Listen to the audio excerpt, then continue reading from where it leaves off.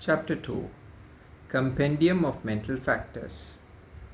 Chethasikasangaha Vibhanga. Introduction. The 52 states associated with consciousness that arise and cease together with consciousness, that have the same object and base as consciousness, are known as mental factors. States associated with consciousness, Abhidhammatha. The second chapter of the Abhidhammatha Sangaha is devoted to the classification of the second type of ultimate reality, the Chethasikas or mental factors. The Chethasikas are mental phenomena that occur in immediate conjunction with Chitta or consciousness and assist Chitta by performing more specific tasks in the total act of cognition. The mental factors cannot arise without Chitta, nor can Chitta arise completely segregated from mental factors. But though the two are functionally interdependent, Chitta is regarded as primary because the mental factors assist in the cognition of the object depending upon Chitta, which is the principal cognitive element.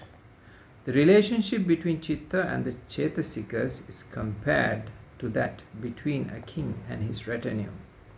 Although one says the king is coming, the king does not come alone, but he always comes accompanied by his attendants. Similarly, whenever a Chitta arises, it never arises alone, but always accompanied by its retinue of Chetasikas. In the Compendium of Mental Factors, Acharya Anuruddha will first enumerate all the mental factors in their appropriate classes. Thereafter, he will investigate the mental factors from two complementary points of view. The first of these is called the method of association.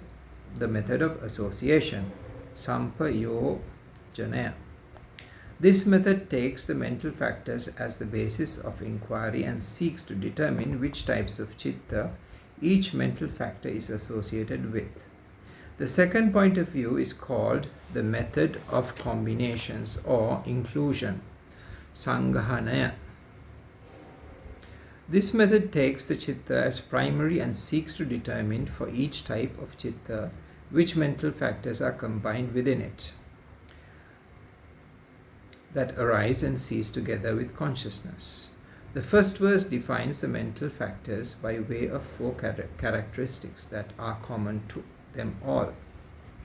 1. Arising together with consciousness,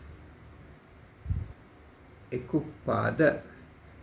2. Ceasing together with consciousness, eka nirodha. 3. Having the same object as consciousness, eka lambana. 4. Having the same base as consciousness, eka vattuka. These four characteristics delineate the relationship between the Chitta and its concomitant Chetasikas. If only arising together were mentioned, the definition would include wrongly as Chetasikas those material phenomena that arise simultaneously with Chitta. That is, material phenomena produced by mind and by karma. However, these material phenomena do not all perish at the same time as the co-arisen Chitta, but mostly endure for 17 mind moments.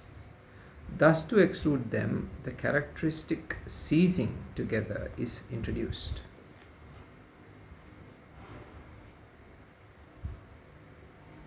Again, there are two material phenomena, bodily intimation and vocal intimation,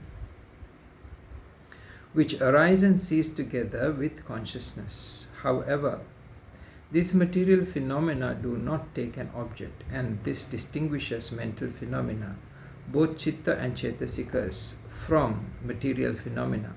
All mental phenomena experience an object co-arisen Chitta and Chetasikas experience the same object, while material phenomena do not experience any object at all.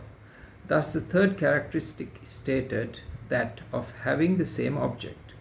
Finally, in those realms in which the aggregate of material form is found, in other words, in the sensuous world and the fine material world, the chitta and its chetasikas have the same physical base.